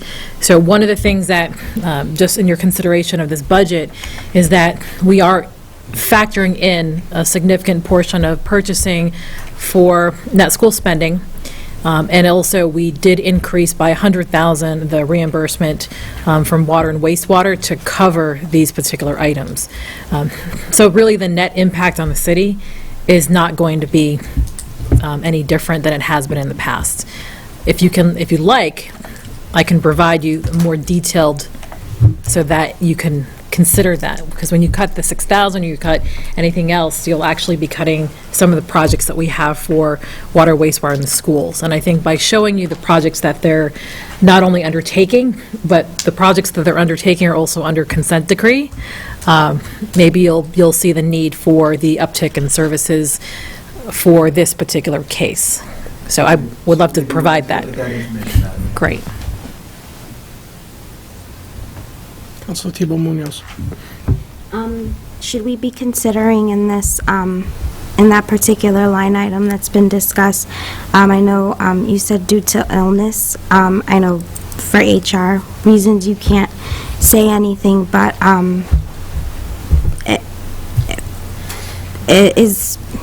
could that be a potential impact for why you're asking for this? It could factor into it.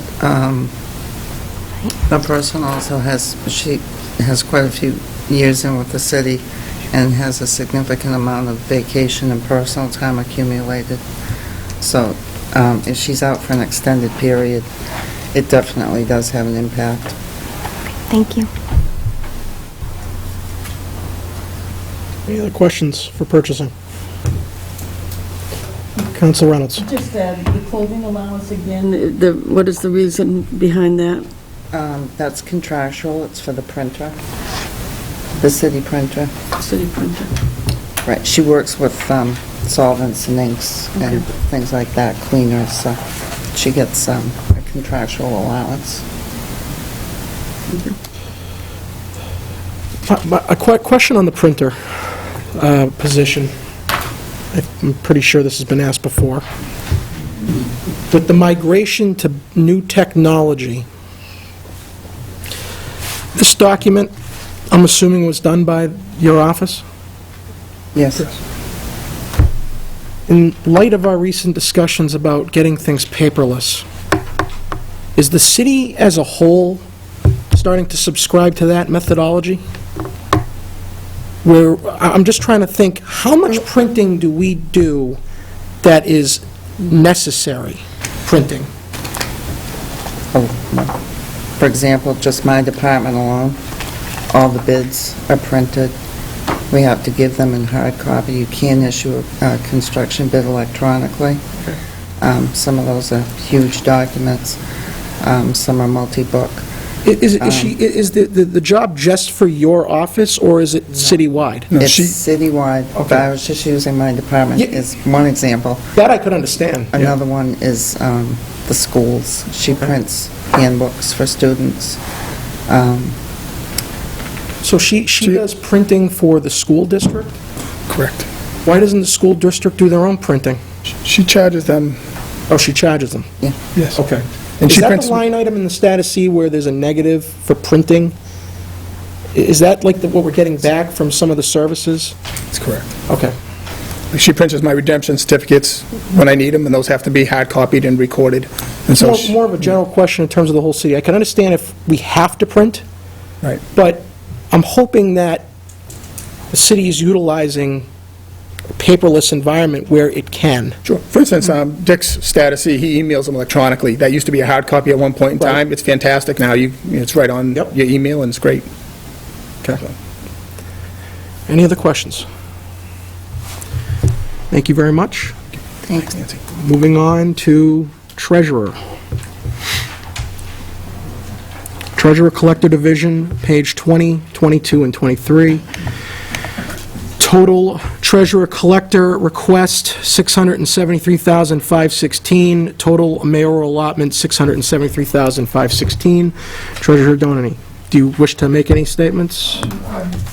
I have a lot of pages. Did you want to start at page 20? We'll start at- Parking and work our way forward. We'll start No at page- statement, every page kind of... We'll start at page 20, yep.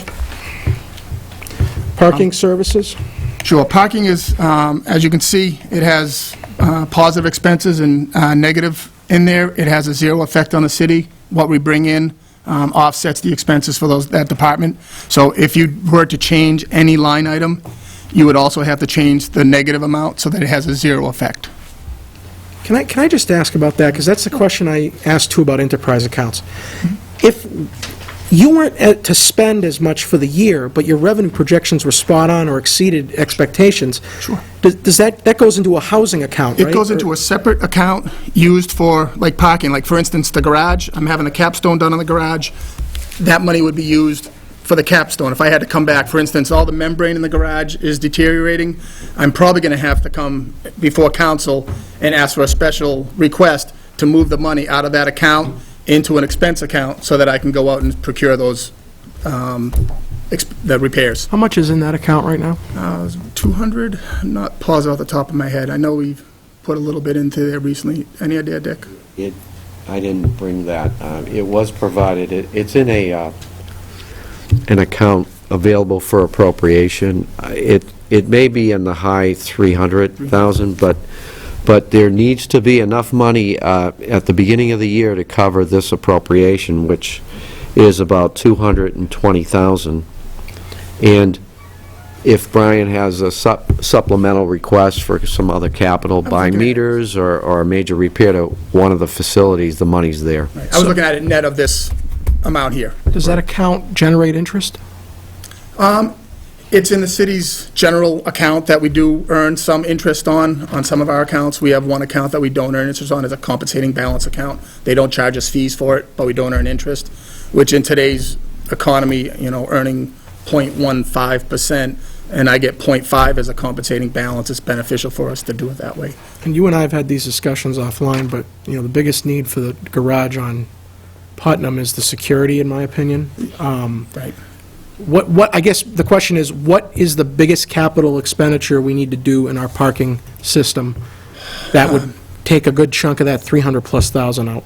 I'm concerned with the five-story garage, the Putnam Street garage. There's some real issues in there. That membrane alone is going to be a fairly good expense out of there. The capstone is probably going to, it's already went out to bid and contract. They came in at $29,000. It's minimum $29,000. Hopefully it doesn't go too much over that. I don't have much in this budget to pick that expense up. I just put in, tomorrow, they're actually delivering a new park and pay machine for that garage. That's $11,000 for that park and pay machine. You won't see that in my expenses year-to-date, but that's coming, and that's going to be installed tomorrow. Camera system, obviously, is what I'm looking for. I've had issues down on the lower garage where there used to be a gate on that one, the one with the wine cellars over there and that one in there. We do use a lot of that bottom floor for, it's all reserved parking. People come in on the weekend, they park in the wrong spot, people come back to get to their spot, someone else is not where they're supposed to be, and we've had some problems in that one. I'm probably going to look to reinstall the gate system back in that garage fairly soon. That would be in next year's budget, but again, I will have to come before you to pull out of that account for any of those additional expenses. So a lot of small things, Counselor, but, 10 here, 15 here, 25 here, and I'm going to eat away at that pretty good. Yes, Mayor. We may need to demolish the garage behind City Hall at some point in time soon as well. I have no figure on what that would cost. And I believe that is a building expense. That is not under the parking garage expense. So I was told by the building commissioner when I first took the job.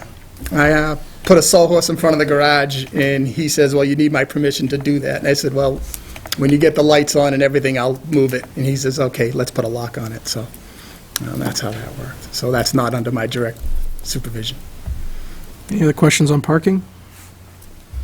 Seeing none, we'll go to page 22. Finance Administration tax collection. Any comments, sir, before we proceed? I have a lot of line items. I do take care of a lot of issues for the city. I believe I've trimmed my budgets down to where I can. I'm a little concerned with postage, how I've actually dropped that down, but I think my numbers are okay. I know year-to-date, if you look at what I've spent, I haven't spent a lot of some of these line items due to the fact of, for one, the move. I didn't purchase a lot of things this year because I need a lot of cabinets, a lot of locked file cabinets, but I didn't want to buy them at the beginning of the year during the move because I'm not sure how much money I had in these accounts. So I've kind of waited as long as I can to get these items done. I have two big items that I need. I need cabinets and I need additional cameras in my new space. I'll probably use one of those this year with some of the money, and I'll use the other one next year. So, but I'm willing to answer any questions on any of these items. I have 4 cut recommendations. $2,500 from overtime, $1,000 from advertising, $2,500 from office supplies, $1,000 from travel and meetings. What was the first one, Counselor? $2,500 from overtime. Overtime. Okay, if I may. Average spend on that account, $200. Sure. I'm very good with using my staff. My staff and I have a very good relationship. They're willing to do comp time instead of taking the overtime. There is some staffing I do overtime with. I have no choice. It comes to a point and I do pay them the overtime because I can't afford to give them the comp time. I do try to use up comp time within the week or two at most after they earn it. So therefore, if it's going to go beyond that because we're collecting taxes, I would pay them overtime. If there is a snow emergency declared by the state and we still have to come in because we collect taxes, it's very sensitive. If taxes are due on May 1st, I need to be open. I need to be able to take the taxpayers' money. Because if they come in and we're not there and they come back on the 3rd and say, you weren't open because of the snowstorm, I don't have a remedy. So there are times where I need to staff my office. That's why I put in a little bit of money so that if I need to get staffing in there, I can. That's the big item with the overtime. And I'll address each one. If you want me to stop at overtime, I'll stop there and we'll hit them as we go down. Advertising. I don't use that account too often because I haven't had to post too many jobs. Most of the jobs have been posted in-house, and I haven't had to put those out. But if I were to put advertising jobs out, or if I had a special advertisement for something that needed to be taken care of that wasn't covered by tax title, I would use that advertising account. It costs about $4,000 for me to do the one-page ad for the takings, so I put $2,000 in there because advertising is a very expensive line item. Office supplies, I'm not sure what you recommended there, but... $500. $2,500. As I mentioned, I'm going to spend around $5,000 for a new camera system. I still haven't finished my office. If you guys, all of you, I believe, have been to City Hall, there should be a window in front of my office. It shouldn't be open. You know, my staff should not have an open space there. So I'm trying to save up the funds and figure out the funds so that I can get a window put up there. That's my biggest thing. I need cameras in there. There's additional doors and additional spaces. I have to have additional cameras. I still have cameras, payroll records at the old City Hall, so I'm still maintaining an old system at the City Hall, all alarmed and all armed. So therefore, expenses could come up in that end. Travel and meetings, I'm not sure what the recommended cut there was. However, I save the city around $1,000 in travel and expenses because when I go places, I am very fortunate. I have some people that I can stay with. It doesn't cost the city any money for me to travel. I'll spend $45 for a 3 or 4 day meeting, and that's all it costs the city. If another treasurer was in here, you'd be paying possibly the $150 a room night to have someone stay overnight. So therefore, I've been able to do that every year but one. One year, I stayed 2 nights at a hotel. After that, I was fortunate and stayed where it didn't cost the city any money.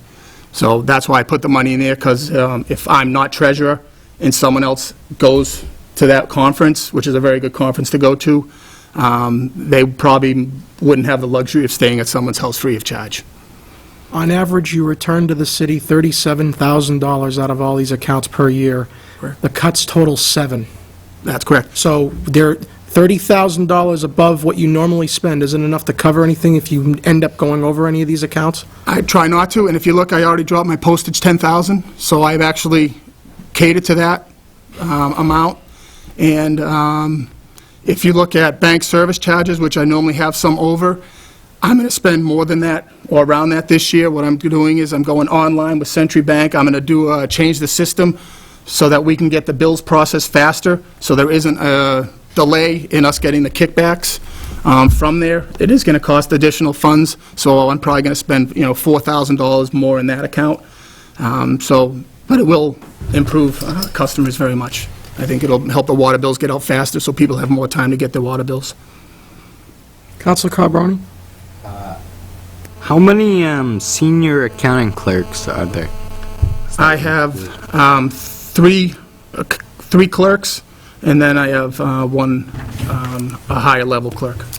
Okay, so the 133,000 line item, that's for 3 clerks? That is correct. Okay. That's it, thank you. You're welcome. Councilor Hay? Same thing, all the increases in personal services are negotiated, Brian? That's correct. Any other questions on treasurer? Seeing none, we'll move on to workforce management. That is the payroll department. And again, some of my expenses in my treasure collector account are to use for payroll services and whatnot. We know there's a lot of people that go direct deposit and whatnot, so I've had to use a lot of funding to office supplies and whatnot for that department in my budget. Any questions on workforce management? Seeing none, we move on to debt service, page 24. Questions on debt service? A couple comments I just want to add before we start is, when I first came here in 2007, the city borrowed $8 million in Iran. That's a revenue anticipation note. That's a short-term note for to cover expenses throughout the year. They would borrow early in the year, such as July, and they would pay it in June. It's because the revenue isn't there to pay the bills. After 2 years, I dropped it to $6 million. After 2 years after that, I dropped it to $4 million. This is the first year the city has not borrowed a revenue anticipation note. So you'll see there's an excess in short-term borrowing because we didn't have to borrow. So that's a good thing. That's a nice, bond counsel likes to hear that. We were actually in with the state DOR was in today. The mayor and the finance team met with them, and they were pleased to hear that also, because last time they were here, we were borrowing $8 million in rands. Brian, is the use of one-time funds or stabilization a black eye on our bond rating? Because we're not reducing stabilization, because what they see is a beginning of the year and end of the year adjustment, they would not notice it. Do they encourage us to do that? They do not, stabilization is not used Any for one-time long-term funds. stuff, it's for one-time revenue shortfalls. That's what stabilization is to be used for. Have they not identified that in their report as an area of concern? That we're using one-time monies to balance a recurring budget? The bond council has questioned the one-time issues. They bring it up every time we talk to them. That is a concern of ours. I mean, we see the line item, but as in stabilization, they will not see us putting in stabilization and taking out stabilization if it's done in the same calendar year, well, fiscal year, sorry, same fiscal year. I'd like to make two recommendations. Maturing debt, $180,000. Short-term debt, $75,000. May I comment on that? Very much so. On maturing debt, there is no room. Okay, we did scrape down on maturing debt. I think we may have $12,000 above what is budgeted in maturing debt. Just to let you know, we did a schedule, and as we trimmed these down as best we could, the long-term, maturing debt and long-term debt are pretty much fixed cost. I can give you a schedule on that, so you can see those if you'd like. I can show you that if you trim those, we will not be able to fulfill our debt obligation. The short-term debt, as I said, I know we're doing some ban issues, and there might be a little extra in the short term, but it's so early in the year, I wouldn't really want to go there, because I don't know what the interest rate is going to be when we do the bans. And that's my concern. And we are going to ban the projects that we have coming forward on some of those water and school issues. So that page, I believe we are where we should be on that page. I believe we've trimmed what we can trim. If during the year, short-term debt is better, and you would like my recommendation during the year, do I have excess in there? I'd be more than happy to tell you that, but I would not want to start off changing this page by any means. Councilor Hay. Yeah, Brian, I probably should have asked Mr. Saracen and Mr. Caputi this, but since you're the last one of the group up, I'll ask. You, Mr. Saracen, Mr. Caputi are what is referred to as the finance team. That's correct.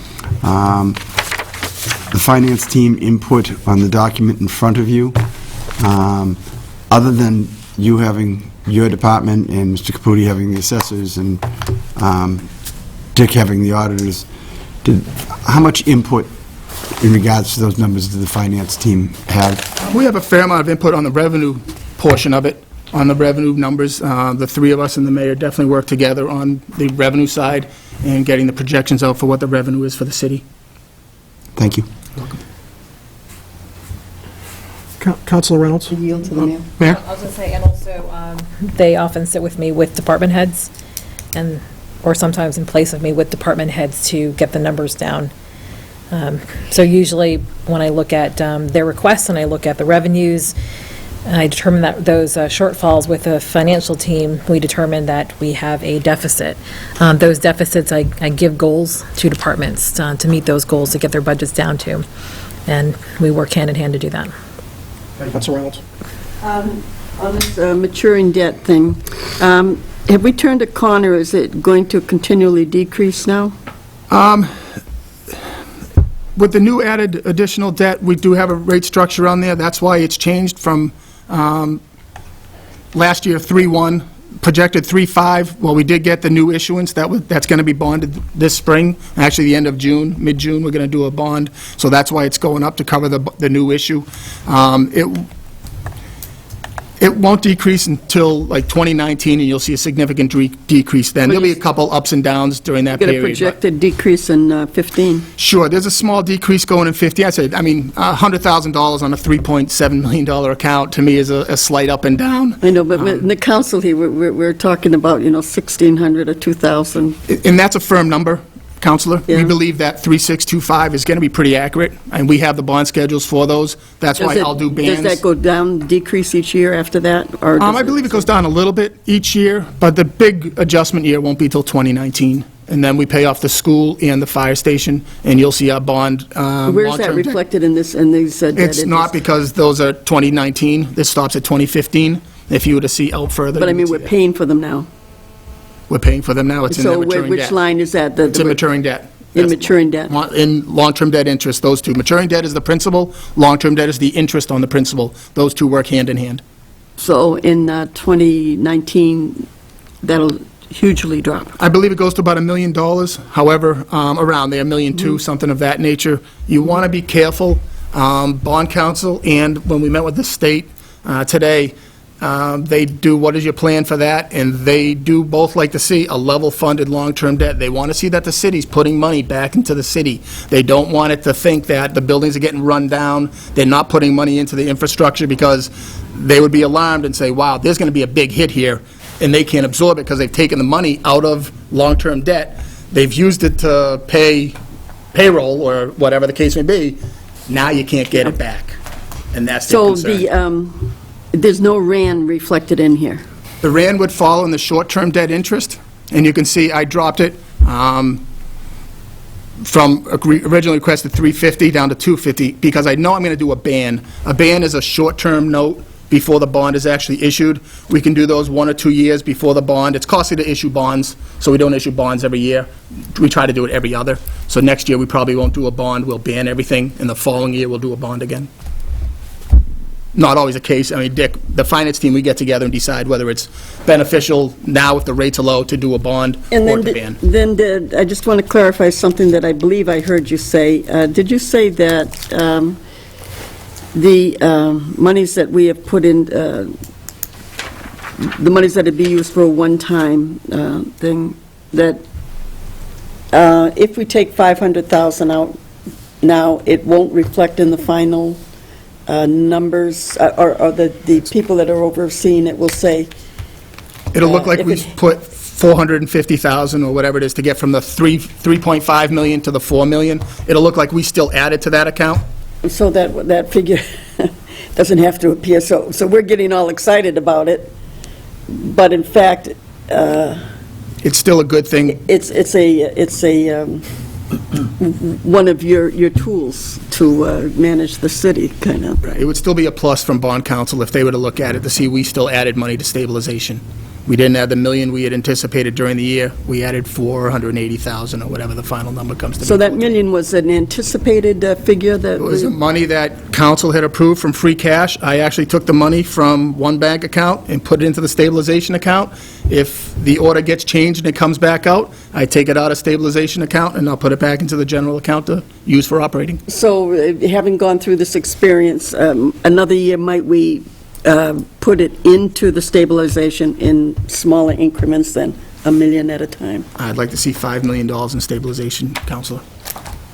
I think that's the minimum amount that we should have. We should have 5%. Building it up to that. We should have 5% in our stabilization. If our budget's $100 million, we should have $5 million in there at a minimum level. Well, we're building to that. We are building to that. That is correct. Yes. I'd like to see us continue. But what I'm talking about, the mechanism that was used. Mechanism is through a petition from the mayor to I put the money in understand that, and I stabilization. understand that we did it, we approved it. Mhm. But it's causing some difficulty now, conceptually, amongst the councilors, that once it's in there, it should always be in there. But you're indicating that there's some flexibility with that if you do it within 1 year. If you do it within 1 year, it won't show on the balance sheet as a in and out. It's all about an accounting calendar year. Correct. Because what they can't see can hurt us. Let me ask you, let me ask him, and let me ask Mr. Caputi, if you had a choice between using state money to balance the operating budget or not, would you? Would you three do that? Is the mayor's budget. I understand it's the mayor's budget. I'm asking for your expertise, from me to you.